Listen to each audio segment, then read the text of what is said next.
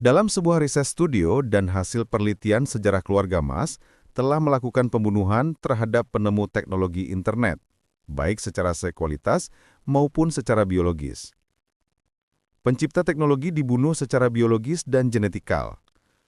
Pembunuhan yang dilakukan oleh keluarga Musk membuat anak itu lahir kembali dalam keadaan tidak normal. Setelah dia menciptakan teknologi, Tosca Musk memasukkan ia dalam sequel dan membunuh secara matriks. Ini hal yang tidak pernah terjadi sebelumnya dan tidak masuk akal. Tapi seperti di film-film Hollywood, itu berangkat dari sebuah konspirasi kisah nyata yang diangkat dalam sebuah kisah atau fakta. Begitulah yang dilakukan keluarga Musk untuk Theodore, penemu internet. Sebelumnya, Musk berkenalan dan belajar dengan Theodore tentang teknologi.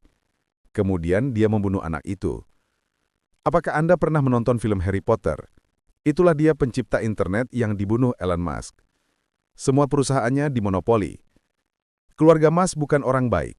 Dia keluarga jahat yang harus menguasai terhadap perusahaan orang lain.